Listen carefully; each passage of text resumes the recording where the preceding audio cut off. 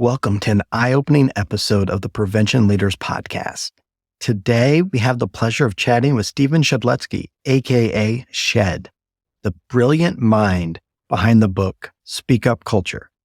Join us as Shed shares invaluable insights on cultivating a speak up culture within our workplaces and our communities. Get ready to explore the power of transparency, vulnerability, and inclusive leadership in fostering an environment where everyone's voice is not only heard, but valued. With practical strategies and tools at hand, this conversation is bound to inspire you to take action and drive positive change within your teams, organizations, and communities. Don't miss out on this opportunity to embrace the strength of hope and human connection in shaping a better, more empowered future.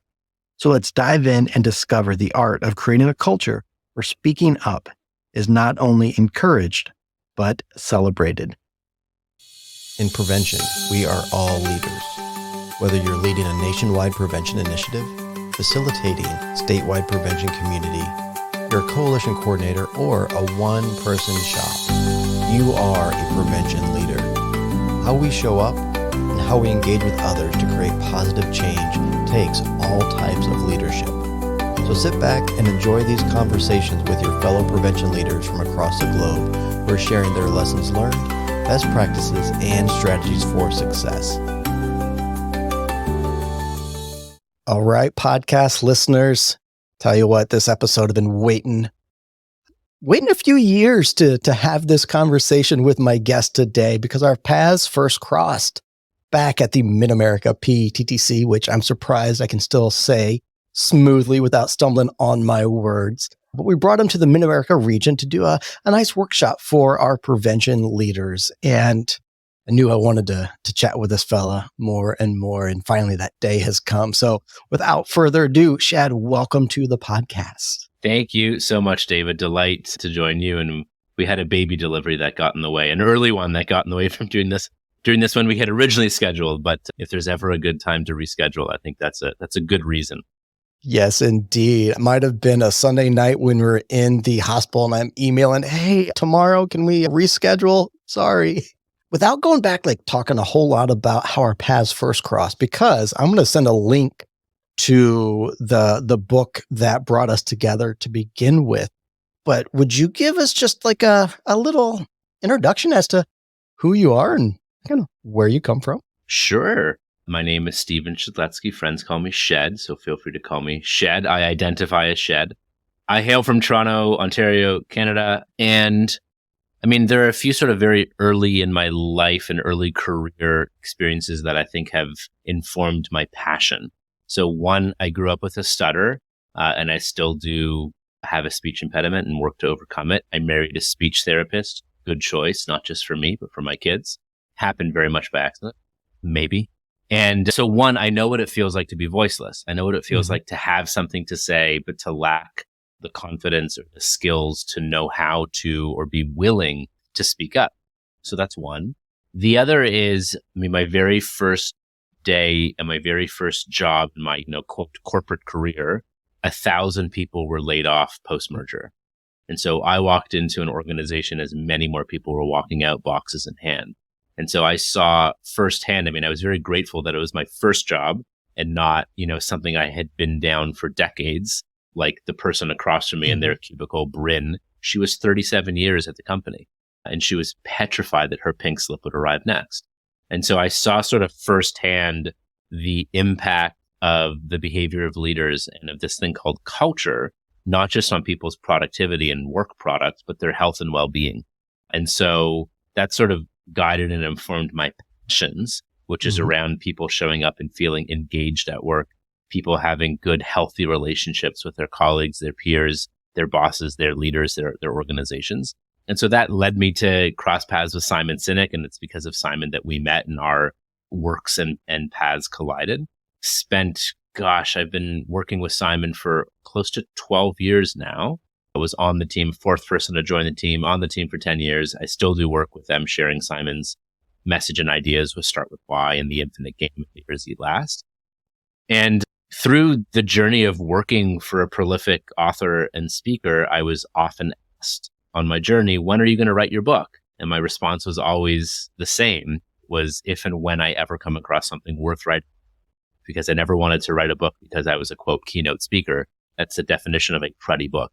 And so through, my passions of, having a stutter, feeling voiceless, seeing the differences in organizational cultures where people felt that it was safe and worth it to speak up, or people felt that it was better to zip it, remain silent, I came across this body of work that we're calling Speak Up Culture, which informed this book that's out October 3rd. Yes, indeed. And don't worry, folks, the show notes will be loaded up with links.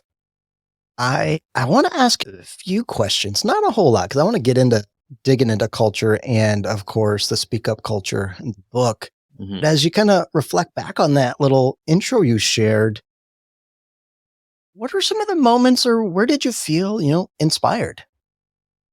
Ooh, inspired. That's a good question. So a few moments. I mean, one, I feel so fortunate that through my education at the university level, there were a few professors that I absolutely loved and a few classes that just stand out, where I would say that I experienced fulfillment. And for me, fulfillment is using our strengths, of which every single human being has strengths. Fact. Mm-hmm. Mm-hmm. And when we use those strengths, the funny thing about strengths is oftentimes we're unaware of what they are because it's hard to read the label on the jar when we're inside the jar. So we're world class at things that we take for granted. Like, as an example, I will draft emails and social media posts on a walk, in the car, in the shower. I'll be like, ooh, that's a good one, right? Mm-hmm. Now, I think everyone must do that.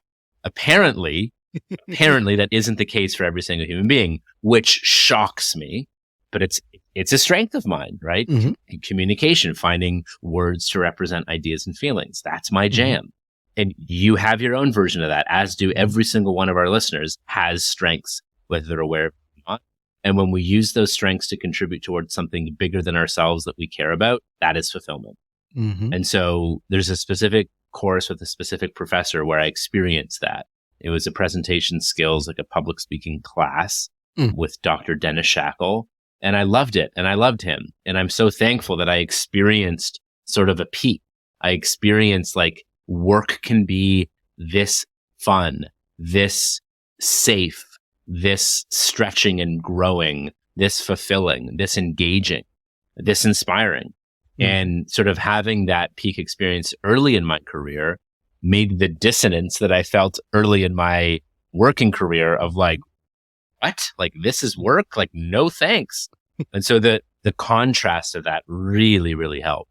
And then, of course, I mean, working all those years with Simon and learning how he communicates, learning, how serious he is about service and how important as human beings service to one another is for our health and well-being as individuals, as groups, as society. There are definitely countless moments where I felt inspired by that. And then as I've started my own little company and my own career journey, I mean, I was always so staunchly passionate inside of Simon's company that we must live what we preach, that we cannot teach or expect others to do as we say unless we do as we say. And that was always my number one passion. Sort of like, in my little company, it's family first, that if anyone on our team has something to do with family, that is, go do it. Like, gotcha. Mm-hmm. And for me, like, that's after family. The next important thing in a business is actually behave in a way that is aligned with who we claim to be and claim that we are. Folks, I saw that family first in action when I sent that, hey, I'm in the hospital right now. We're having our baby 5.5 weeks early. So yes, you are living that. Though my first instinct was like, do you have your gear with you? Like, can we? Right. No, I'm kidding. Right. Oh my gosh, bringing my setup. So I have 4 monitors, a soundboard. Yeah. I don't think there's room for that in the hospital. Hard pass. A little bit too much background noise there, I'm sure. Oh my goodness. Yes. I want to share actually some wisdom my dad has given me over the years. And he's a retired sergeant major, through and through leader. And he said, you'll hear the phrase lead by example. He's like, I don't want you to throw that out because it's easy to go to work, put on your uniform and check the boxes, do what you're supposed to do. Like if you want to be a true leader and lead with people power, you've got to live by example. So it's live by example to lead by example. And just how you show up makes such a big difference. Nice. Such a big difference. And yeah. I mean, what I love about that is it points to, so very close friend of mine, and I mentioned him before we started recording, Rich Davini, who's a retired U.S. Navy SEAL commander. This quote on leadership that he has, I think, is the best I've heard, which is, leaders aren't born, leaders aren't even made, leaders are chosen based upon the way that they behave. And, sure, some of us are born with some of the innate attributes that we're higher on them and are easier for us to develop, like empathy, compassion, selflessness, authenticity, decisiveness, responsibility, accountability. Those are attributes typically of leaders. And some of us are born with higher levels of those. But just because you have the innate abilities, if you don't hone them and work on them and develop them and use them with the intent to serve, just because you have them doesn't make you a leader. And I even love this extension that leaders aren't even made, meaning that just because you learn the qualities of leadership or even behave as a leader in an instance, it's the consistency, it's the leveling up, it's the ongoing, it's the growth.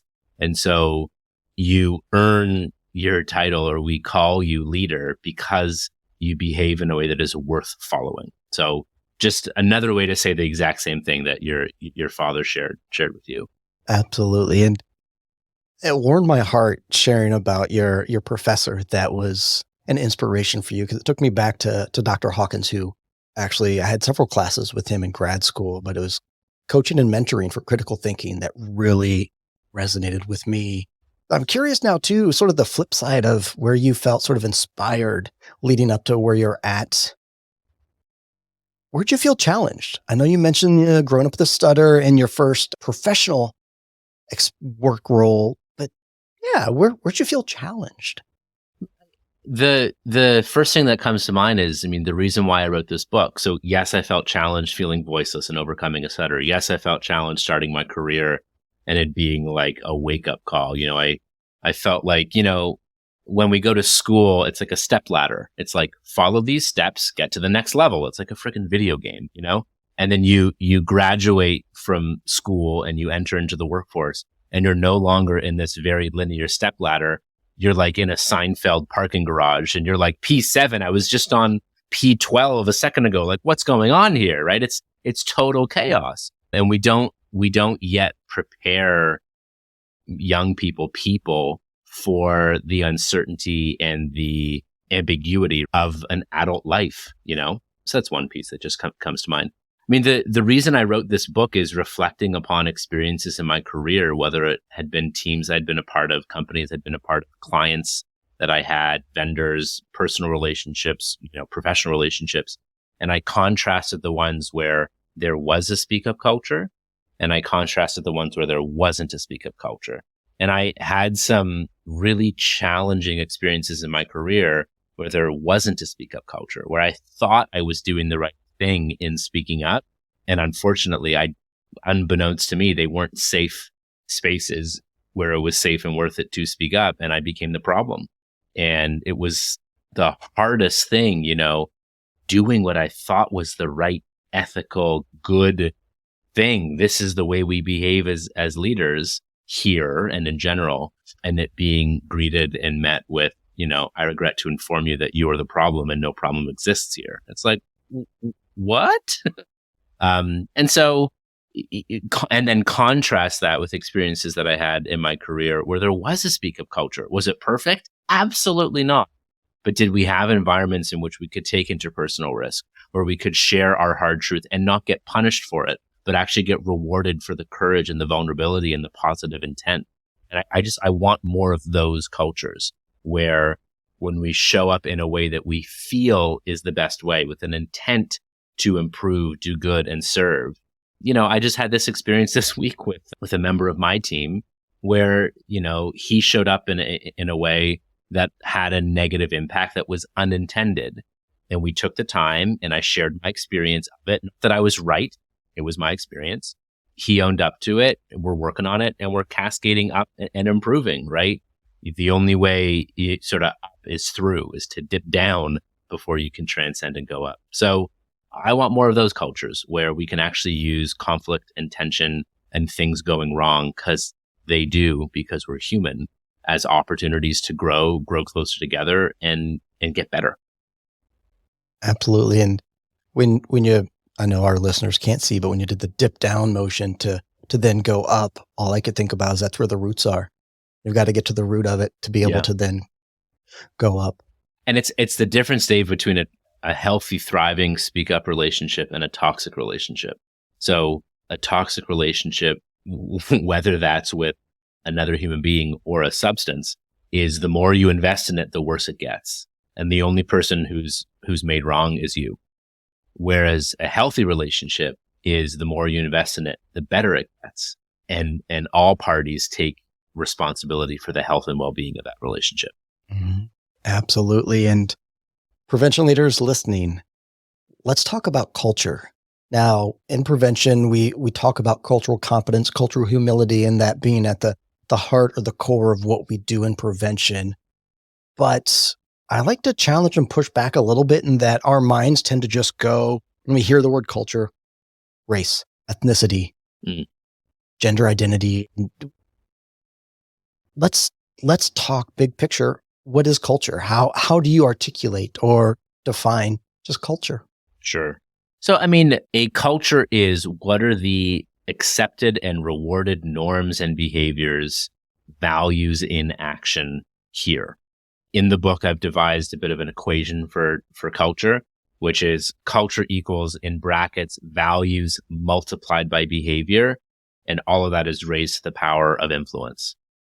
So the strength of a culture is determined by the clarity of its values multiplied by the degree that those values are. So first and foremost, values ought to be clear, and they're even stronger when they're defined with behaviors. So I always find it funny when organizations have values that are nouns or adjectives. You know, here are values: excellence, respect, integrity, communication. It's like, bravo. Those are the 4 values of Enron, right? Which is the famous accounting scandal and unethical leadership by Ken Lay. But if you go like, and like, hey, Dave, do me a favor, the rest of the afternoon, more excellence, please. And you're like, that sounds like pretty meaningless. But if we go, well, like, what does that mean on a behavior level? What's a verb or an action phrase? I could say, do more of your best work. Now we're talking, which means you're focusing on your strengths and amplifying them. You're building awareness of your weaknesses or limitations and finding stopgaps or delegation or vulnerability or training around those limitations or weaknesses. That's bringing to life excellence, do more of your best work. So for a culture to be strong, values ought to be identified. And then the strength of it is the degree to which each individual lives those values, and that we reward and recognize, provide coaching, feedback, discipline if necessary, if people behave outside of them. And then all that is raised to the power of influence, because the more influence one has in a culture, the more weight that bears on the culture that you have. Means more if a CEO or senior leader lives the espoused values, especially when the going gets tough. And it means more if they don't. Then, for example, a junior person that was hired last week, unless they were handpicked by a senior person, at which point their individual behavior and values represent the person who picked them as well. So that's how I think about culture. And, the power of culture, the analogy I use is pickle brine. So we could take, Dave, the best award-winning world-class cucumber, put that thing in some awful pickle brine, and we have an awful pickle that should never have been made and was a waste of that cucumber. Now, is it the fault of the cucumber? No. Just like if you plant a perfect seed in bad soil, it's the soil. There wasn't enough water or nutrients or the right temperature or whatever. And so I think so often we blame performance issues, whether in the context of an organization or that of those that we're serving, patients, whatever it might be. We blame the seed or the cucumber or the human being without examining the pickle brine, without examining the environment that we're in. That's culture, and bureaucracy, systemic issues, the environment, the systems, the culture is that pickle brine and can make or break people, irregardless of how amazing those individuals are.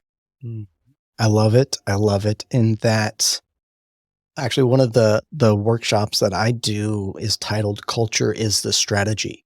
And when it comes to prevention, that's the strategy. We get so focused on our programs, our campaigns, and our tactics. Yeah. But essentially, we need to really be looking at that big picture strategy, and it's the culture, the norms, the actions, like you said. Yeah. Well, and this is the trouble that we can get into. Like, it's the reason why lean management doesn't work and Kaizen and continuous improvement does. It's a branding issue. So if we're running a marathon and all I'm focused on is get to the finish line, get to the finish line, get to the finish line, and I'm not examining how I'm getting there, I may not be getting there in the healthiest way. And, life and career are a series of games where there is no finish line. I mean, this is Simon's work with the Infinite Game, where, you can see the finish line, that's vision, but you may never reach there. Like, there's no winning the game of life or winning relationships or winning career. There are wins along the way. But I think it behooves us to just reach the goal. How are we reaching the goal? Are we reaching it in a healthy, ethical way? Or are we reaching it in a way that is actually destructive to us as individuals and as a community or group? Absolutely. And so already in that definition, you shared sort of some of the elements or themes of good culture.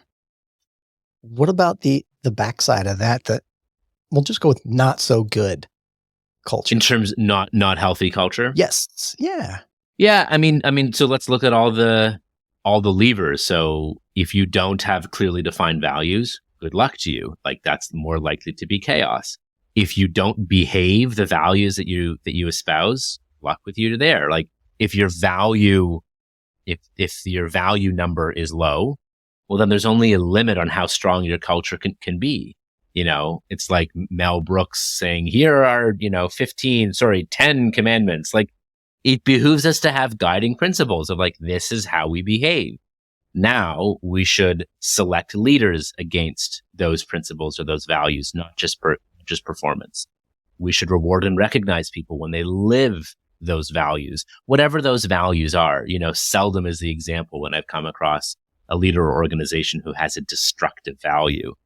99.9% of organizational values are good. It's just the degree to which, are they clear? Do we know what they look like when they're behaved? And then do we actually use them?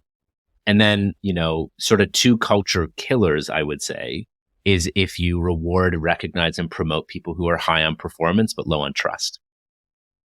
Those are the people who are drivers, or they're peacocks. They might kiss up to the right people at the right times, but they're a nightmare to work with, and they are morale killers, which is why, as a leader, the more senior you get in an organization, a couple things happen. One, the further away you get from the truth and the customer, the end user, typically, because we're hardwired to offer our leaders deference because we're a hierarchical species. So literally, we can talk smack about a leader. They walk into the room. Hello, ma'am. Hello, sir. So nice to see you.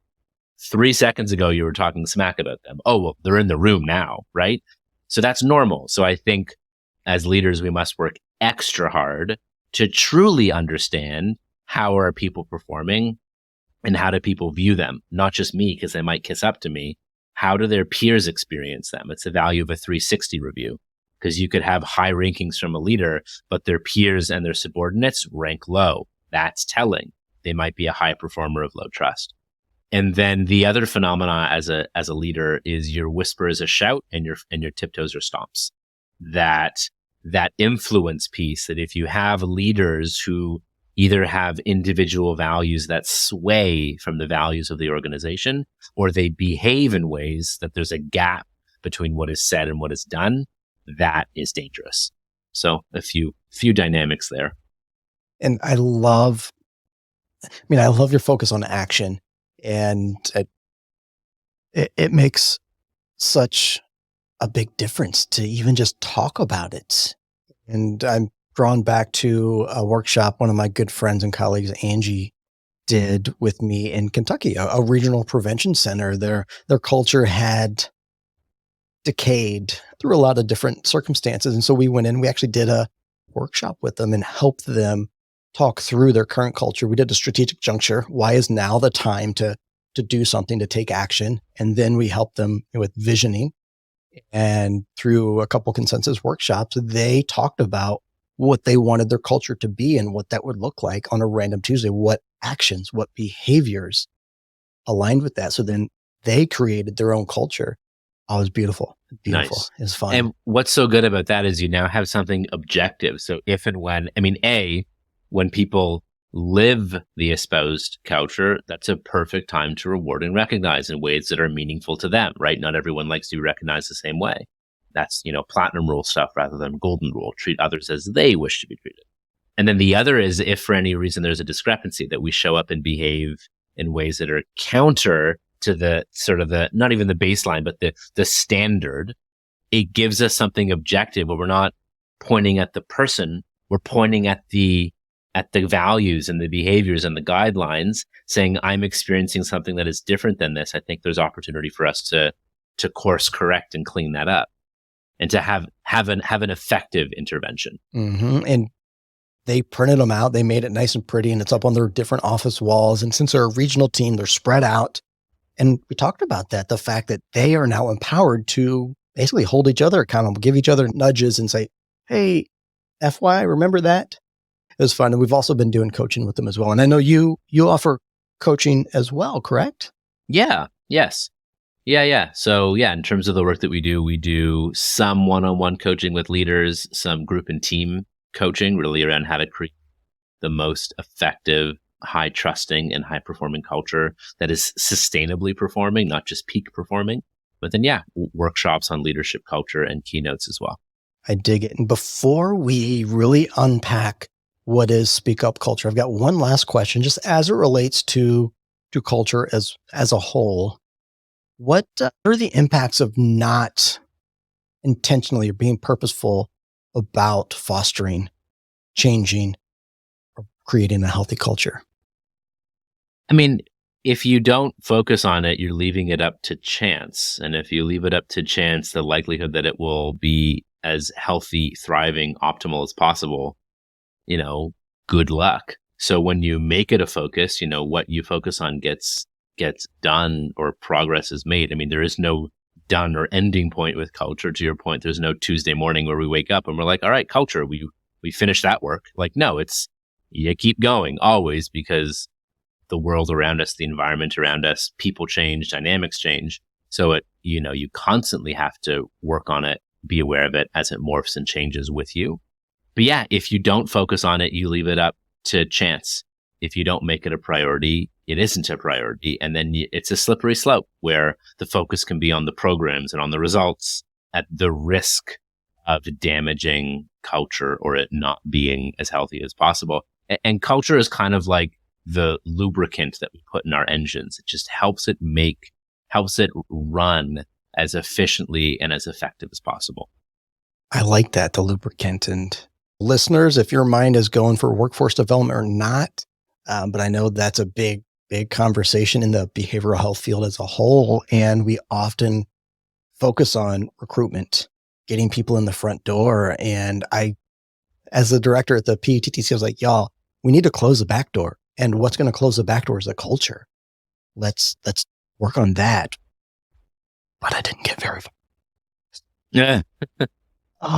I tried. But it could be a mismatch values in what you view and know as important and what others know and view as important, And it doesn't make people wrong. It just means that there's another place where your efforts can thrive more and can add more value. Yes, indeed. Speaking of adding value and shaping culture, influence culture, fostering culture, let's talk about Speak Up culture. Let's do it. Hit me with it. What does Speak Up culture mean? So Speak Up culture means an environment in which people feel it is both psychologically safe and worth it to speak up, to share ideas, even if they're half-baked, to share feedback, to make one another or our work better, to even share concerns, even if they are unpopular or personal, to disagree or offering a dissenting point of view, especially to someone more senior to you. How does that go? And admit mistake, knowing or believing it will lead to improvement, not being repeatedly ignored or being punished. When I first started looking at and writing the book, I simply thought I was rebranding psychological safety. You know, that people don't buy drills, they buy holes. It's a Zig Ziglar quote. And I'm like, okay, well, if psychological safety is the drill, the hole, what you get is a speak up culture. But as we dug into the phenomenon more, it's more than just psychological safety. There's also something called perception of impact. So before we decide to speak up, we consciously or unconsciously ask two questions. Is it safe? And is it worth it? So if our response to both is yes, then we're likely to speak up and we're more likely to have a healthy speak up culture. Now, both is it safe and is it worth it are a perception. You and I could work for the same leader in the same organization. I could say, oh my God, aren't they amazing? Greatest leader. I feel so comfortable speaking up. And you're like, do we work at the same place and for the same leader? And we're both right because it's a perception, right? Now, if we don't have safety and we don't have a perception of impact, that's an unhappy marriage of fear and apathy. I've been there. It's no fun. I've seen others there. That's where we get quiet quitting or resignation, right? Now, the other two quadrants are really interesting. You can have high safety, but low impact. So you might feel psychologically safe to speak up, but either due to systemic issues or bureaucracy or a change in habit that is simply too hard, you just don't feel that it's fertile soil. You'll speak up, but it falls on deaf ears or it goes nowhere because of red tape or whatever blockage there is. And you might speak up, but how many times do you go back to that same dry well? And then the other one that really is fascinating for me is low safety, but high impact. So it isn't psychologically safe, but you feel that the stakes are too high to remain silent. This is what we saw with Ed Pearson, who's a retired naval officer who worked at Boeing on the factory line creating the 737 MAX, which he saw this was not a safe plane. He spoke up to the general manager of the Renton, Washington facility. He spoke up to senior leaders. He spoke up to the FAA, to NTSB. He ends up whistleblowing to US Congress because that was not a safe plane. He ends up retiring early. He took personal risk and courageous leadership risk to his relationships, his job, his reputation, because he was confronted with something that was simply so important. So for me, this is, when I say speak up culture, people go, oh yeah, just psychological safety. Actually, it's more than psychological safety. It's also a perception of, is it worth it? Will something positive happen because of my choice and the courageous risk to speak up? Because speaking up is never without fear. It's never fearless. It's always creating less fear, and that it feels safe and worth it to share a voice. And it's almost like you read my notes because I wanted to ask for an example on, speaking up. I can give more. I figured, where my mind went was my wife who's a pediatric ICU nurse, and you betcha that you need to be able to speak up in that kind of environment. But at the same time, you got me thinking like, well, it's high impact, but is it safe? Do the team members, the staff, do they feel safe speaking up? They just know that it's high impact. Yeah. Well, this is where you sometimes can get unethical behavior, unfortunately, but it's not necessarily the fault of the individuals. It's, if you punish people for speaking up, or you punish people for making human error and you don't learn from it. So, this is where psychological safety was really first unearthed when Amy Edmondson was studying hospital units. And she was looking at the difference of when there is psychological safety and, a high trust environment where we can take interpersonal risk, and others where there is not. And one of the results confounded her, which was the number of medical errors reported. The number of medical errors reported were higher in the environments where there was psychological safety. And she's like, how could that be? She looked at more independent data because the key word is reported. It wasn't more medical errors in totality. It was just more medical errors reported, which meant when we're in psychologically safe environments, we're willing to raise our hand and say, I messed that up. We need to improve it for better patient outcomes in the future. Whereas where there isn't psychological safety, we spend disproportionate amount of time and energy hiding mistakes from each other for fear of being punished and fear of being made wrong or being fired or whatever it might be. And so, obviously this stuff of culture matters a ton when you have life and death stakes, when it's military, where it's law enforcement, where it's healthcare, where literally, when you're making planes or cars or submersible submarines or whatever. Sorry, too soon, but that was a culture issue as well. But it's, the submersible, the Titan submersible, a technician 2 years before the accident, I believe it was 2 years, said this isn't safe, and they were fired. So now, when the stakes are life and death and it's very visible and easy to see, high stakes. For me, though, we know from the National Institute of Health that and from UKG, that our relationship with our direct boss has more of an impact on our health than that of our relationship with our family doctor or our therapist if we have one. And it's at par on the impact of our health with that of our spouse. And we've lived this. When we have a great boss, it feels great. And by great, I don't mean that they let us coast. They give us feedback. They help us grow. They make us feel safe. They make us feel that we're worthy, valuable contributors to the team and the organization, that we matter. And it's good for our health. When we have what I'll call leader SHI, our relationship with our boss literally has a life depleting impact on us. And so whether or not we're in lines of work that have life or death impact, if you are in a role of leadership, you have either life feeding or life depleting impact on the people in your span of care. What is more important than that? So leadership in and of itself is a high stakes job, just as parenting is. Absolutely. And where we're at now, and the increased sense on wellness and mental health, I can absolutely see and feel the impacts of your direct supervisor and how that can impact your overall well-being and health. Absolutely. Let's shift and talk a little bit about the how. How can leaders or even peers create or nurture a speak up culture? Yes. So what I found is it's a virtuous cycle between encourage and reward, and it ripples. So the two actions that leaders must do to create a speak up culture are encourage people to speak up and then reward them when they do. So a great example of this, there's a very senior pilot and a safety specialist. His name is Ben Berman. He's flown hundreds and hundreds, if not thousands, of flights. And every time he goes to his crew before they take off and they sort of have their huddle, he says, I've never flown a perfect flight and today's no exception. I need to know what you see, feel, and know. Right? Like, this is the most senior pilot that many other pilots and flight crew will ever come across in their career. And that's the precedence that he sets. He creates an environment where he encourages people to speak up. So if someone sees that something is wrong or could be better, they speak up. Now, when people do decide to speak up, is it rewarded, right? Especially when people bring forth bad news or feedback that's hard to hear or a disagreement or something that sets us back, right? Do we punish that person or do we say thank you and dig in and learn more, use it?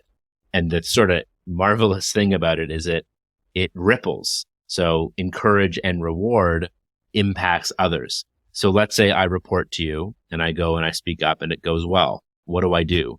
I share it with my peers. Dave's a good dude, share your hard stuff with him, Now, if I come to you and it doesn't go well, I go, hey, either it's a bad day or just don't do it, right? So that encourage and reward also ripples. Encourage and reward. I like it. And in some of the other workshops I've done, we talk about the importance of that second or third person, like how you respond in, we'll call those moments of vulnerability, and how important it is in the response and creating that safety. Yeah. Now, I'm curious, and we may scratch this part too. I might be stretching. I'm curious when it comes to the encourage and reward, encouraging folks to speak up. I feel like I'm guilty of it. My mind goes to the big grandstand, whoa, stop. And it's a big to do. But I also feel like there's a lot of opportunity or those smaller speak up moments. How can we as leaders open the door, create space for those too? Just not the oh my gosh, we're all going to die, the plane's going to crash moments. Just the I'm not going to call them insignificant or smaller moments, but the not bold moments. Yeah. Well, but I think what you're speaking to is how can you make both encourage and reward cultural habits or rituals?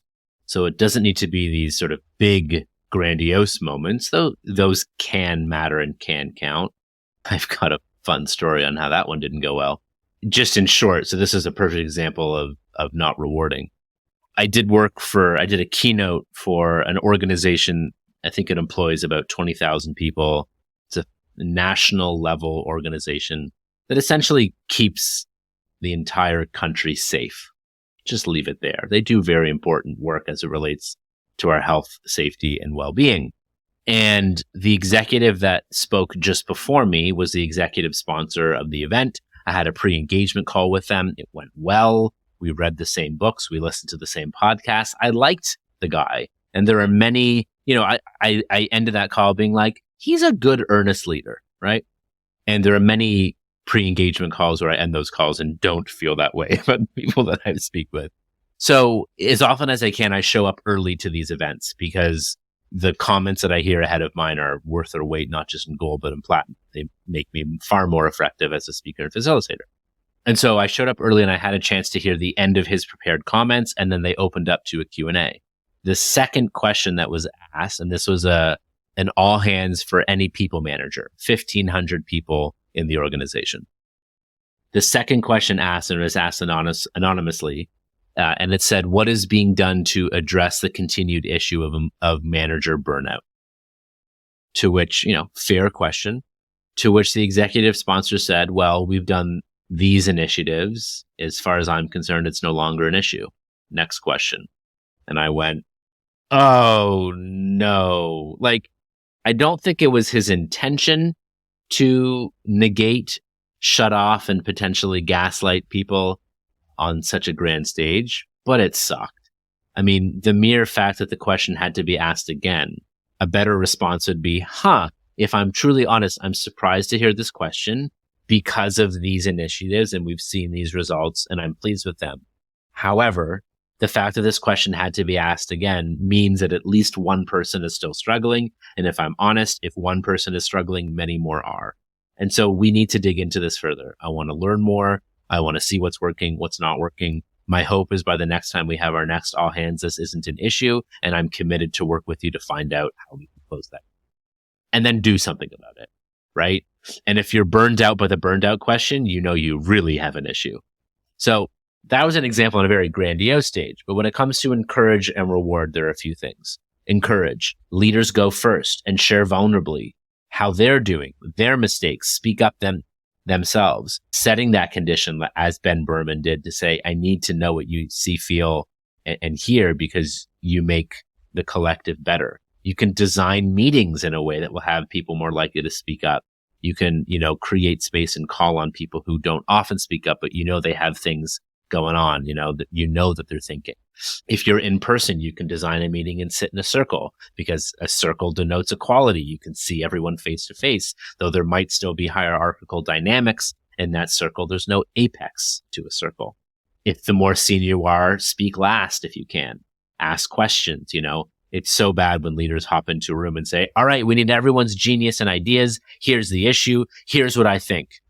It's here's the issue. Pause. Does anyone else see this issue differently? What do we think? And then zip it, and you will gain from the genius of others' ideas and actually become smarter before setting the group into groupthink. So there are all these sorts of things that we can do to encourage. We can do anonymous surveys and polls. Better to have anonymous feedback than no feedback whatsoever. And then reward is that you reward the behavior even if the message is hard to hear. Now, a speak up culture doesn't mean that you can bust into the boss's office and scream at them. No, that might be inappropriate. And sucking up is not the same as speaking up. It's still a quality of voice, and it still needs to be appropriate and respectful and diplomatic. But, speak up. When people do step into that speak up ring and the pressure's on, are they rewarded? And reward doesn't necessarily mean an extrinsic reward, like a bonus, a pay raise, a promotion, or a statue made in your honor out in front of the organizational headquarters. Reward means thank you. That's really helpful to hear. Let's dig in further. I don't completely see what you see. Can you share more or how you got to that conclusion? We didn't implement your idea, but here's why, from this reason or strategic reason, but great stuff. Keep it coming. These are all versions of rewards. Yeah. More intrinsic than extrinsic. Gratitude, appreciation, acknowledgments. And impact. We took your feedback. Here's what we did with it. Please give us your feedback again. Earn it.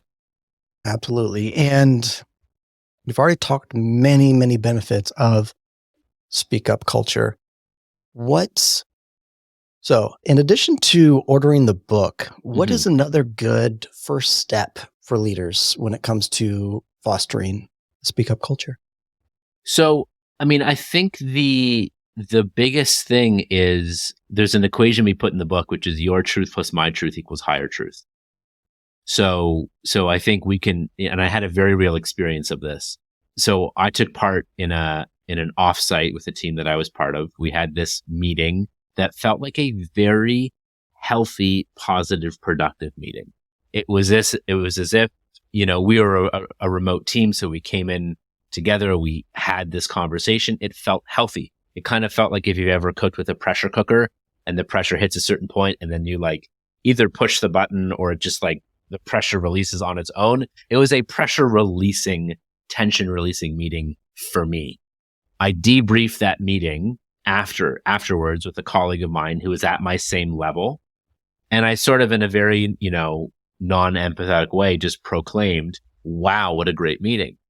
And I could see from their body language and sort of facial response that they didn't have the same experience as me. And so when it was appropriate and we were, in private, I said, hey, are you willing to share your perspective on it? And they said it was the worst meeting of their career. They felt sick to their stomach and wanted to vomit. And oh my God, I thought it was one of the best meetings in my career. Someone else thought it was the worst meeting of their career. And the truth is somewhere in the middle. Now, what if you're a facilitator of that meeting and you walk out of that meeting? Your perspective isn't the right perspective. You could, everyone's perspective is the right perspective. So I think for leaders to walk around and believe that their perspective is right is foolish. It's why I'm most attracted to work with humble leaders. Leaders who have the humility to look in the mirror, leaders who have the humility to invite others to help them look in the mirror. There's a great article in The Atlantic that came out a few years ago that's called Power Causes Brain Damage. And they literally did scans of the brain when you have more power, and it makes us less empathetic, quicker to judge, and the very behaviors that we earn to gain our status, we lose when we have the status, which means if and when we are in positions of power, we must create the condition where we're getting feedback. Again, we're biologically wired to give the person in power deference, which means we will make them think that they're great and more right. Why? So that we're safer, so that we're not on the chopping block, so that we're still viewed nicely in their eyes. But great leaders work really hard to gain from the unfiltered truth and to reward people for sharing their truth, knowing that the ultimate truth is that it is their perception. It is everyone's perception. So yeah, if you really want to build a speak up culture, of course, read the book, great. You live the message from the book. And I think that one of the biggest ones is to have the humility to know that you're not right, you're not perfect, and there's always more to the story. There's always more to the story. Cue the X-Files music. Doodly doodly. Yeah. Right. Well, cut it out. Now we're getting in trouble with Full House. Uncle Jesse's all up in this piece. Yes. Oh my goodness. Yeah. Speaking of Full House, one of my other colleagues and friends, Nicole Augustine's her name, brilliant. And that culture, it's always changing. It always is. If you think about all the technological advances that we've seen in my age bracket to the youth today, culture's changing so fast, and it's always changing. And so we need to be intentional about it, understanding it, and how do we want to foster it? Yeah. It's why we call them generations, because we can make generalities or, general assumptions based upon the culture and environment that they grew up in. It's no mistake that this generation of youth need some help on delaying gratification and having patience and persistence, because it's the swipe right nation. Want a date, swipe right, and boom, match, and the courage to go up to someone in a public space and be like, hey, I'm Steven, what are you drinking? Or you want to go for a walk, or whatever it might be. That takes courage. So yeah, it behooves us to look at the generalities of the way that certain people grew up at certain times, and to treat them differently in ways that engage them and help them grow in the way that they can grow as well. I've got 2 more questions for you that I can think of, and there might be more that pop in my mind. You just never know with me. I like to ask questions, hence why I started a podcast. I'm eager to get my copy of the book October 3rd, I believe. 3rd, yes. Yeah. So I'm eager to get it and really dive in, but who else should read this book? I mean, we wrote this book for leaders, both capital L and lowercase l. So, it's for a senior leader who knows that the greatest way to drive success, however you measure that, is through putting your people and your purpose first. We've written this book to be transitive, meaning it can fit in anywhere. So I would like to think that a leader who doesn't necessarily have that mindset might at least get to chapter 3. When they go to chapter 4, they may not like what they read, but they'll at least start. But it's definitely for senior leaders who already know that the greatest way to succeed in the long run and over a long, sustainable run is by putting people and purpose first, and then profits or results tend to follow. It's also for leaders in the middle, managers. I think we often crap on managers that, management bad, leadership good. And it's like, no. Behaving as a boss, behaving as a leader, good. Now, both you and I have probably had the word manager in our title at some point in our career. I'm sure everyone listening here has either had that role, has it now, or knows someone who has it. The vast majority of people at some point in time are a manager, and they're the only people inside of organizations that have multi-directional influence. They can influence up, they influence side to side to peers, and they influence down. And so, change lives and dies in the middle. And so we need managers. We need more managers, of course, to behave as leaders, not as bosses. But we also need people to just manage stuff. That's important in the machination and the operation of an organization. Hopefully they do so with humanity. But it's also written for people in the middle, as I've spent most of my career in the middle in organizations, who may have had a leader or two who have been great in their career, but have also seen the counter, people who are in charge who behave as such. They're in charge. And these leaders in the middle wish to behave and lead in a different way. And then it's for people who are lowercase leader, meaning they may not have the title or formal influence, but they wish to behave as a leader. They wish to study and learn what it means to be a great leader and then behave as such. And even if they don't have the title, if they behave as a leader and people follow them, guess what? They're a leader. So that's who we wrote this for. I love it. And I'm going to add to that list as to who this book is for. And it's Please for do. you listeners, prevention leaders. Part of why this podcast is titled Prevention Leaders, because in prevention, we are all leaders.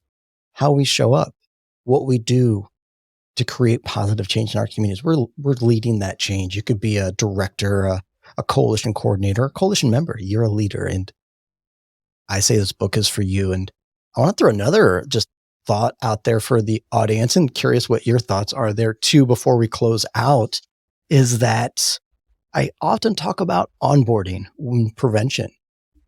And when we bring on, there's turnover is a challenge at all the different levels. But when you're onboarding a new team member, what better time to talk about your culture openly, honestly, transparently, and vulnerably, and having a structured onboarding. In fact, one group that we did that workshop with, they now have an actual conversation about their culture that they've crafted. Why not have a book or two included in your new employee onboarding? I could see this fitting there. Thoughts on that? Yeah, thank you. I mean, recruiting, onboarding, selection, promoting. I mean, these are great opportunities to look at not just what are the skills of someone who thrives in this particular role or organization, but what are the attributes? What are the human characteristics? And talking about our culture and our values and the behaviors that we live to life, hugely important. And then, so interesting to see what is either the alignment or the dissonance that people experience between this is who we say we are and this is who we actually are. Because a strong culture is one in which that gap is very narrow. And anytime there is an experience of a gap, it's dealt with in a productive, appropriate, responsible, professional way without attacking people. But again, pointing back to that doctrine of here's who we claim to be. Let's close that gap. And I think, again, for prevention leaders, whether you hold a formal role or title of leadership, that you are out in the community, your behavior matters. And again, when you are in a position of leadership or you behave as a leader, your whisper is a shout and your tiptoes are stomps. People are looking, people are watching, people are following your lead. They're following your behavior. And are you behaving in a way that is worth emulating? Doesn't mean you're going to nail it 10 times out of 10 every time. No. But when we do have a gaffe, do we own up to it and work to close that gap? Do we for feedback? And are we mindful of, am I behaving in a way that I would want others to behave as well? I'm pretty sure I saw it on your website in that leadership is a behavior, not a title. Yeah, that might just be part of the title of this episode. Yeah. I'm going to put plenty of links in the show notes, so I don't need to ask you how folks can get connected. I've got all your social media and the website, of course. But when folks pre-order the book, if I remember correctly, I've got that dad brain going on, but we get early access to tools and resources as well. Is that correct? Yeah. So if you go to the website, speakupculture.com, or you follow on social, but if you sign up for our newsletter, we will share sample chapters. We will share some tools, early access to products like a book club product. So absolutely, we're actively working as hard as we can behind the scenes to make all those promises a reality. But yeah, hop on over to speakupculture.com, sign up for the newsletter, and we'll give you announcements like in-person and online events for launch, and then tools and ways to connect them with community for other leaders around the country and world who care as well about fostering cultures where people feel it's safe and worth it to speak up. All right, y'all, check the show notes for those links. I will put it in there, and love getting connected to that community because together is better and prevention is better together. So much so that my shirt says that. There it is. Love it. All right. So last question. For our listeners, if you were to tell them, if you're going to remember one thing from this episode, remember this. I would say that as human beings, we are imperfect and we need each other. I think this is probably the way I ended our workshop, however many years ago it was. But the two most powerful human forces that I know are hope and each other. Hope is the belief that tomorrow can be better than it is today. Hope is the belief that even if we're in a dark tunnel, there's light somewhere, and that we can always journey with others to help find that light. And, if we have each other, we kind of have everything that we need. As individuals, we're limited, but together, as you point out, and as the t-shirt says, we are better. Together, we can accomplish more. Together, we can hold each other accountable. Together, we can form diverse teams with diverse sets of strengths and viewpoints. So if you lose hope, phone a friend or help a stranger, and journey together, because it's always better. Beautiful. And with that, it has been an honor, as always, an honor to connect and be in the same space with you. Thank you for rescheduling due to baby Eleanor's birth, and also taking time to chat with me as well. And look forward to many future conversations. Thank you, Dave. Thank you for the work that you do. Pleasure to join you, and hope it helps and serves your audience. That concludes this episode. thanks for tuning in. Be sure to hit the subscribe button and share this episode with a friend before you leave. And we look forward to seeing you on social media, because prevention is better together. Together, we are stronger.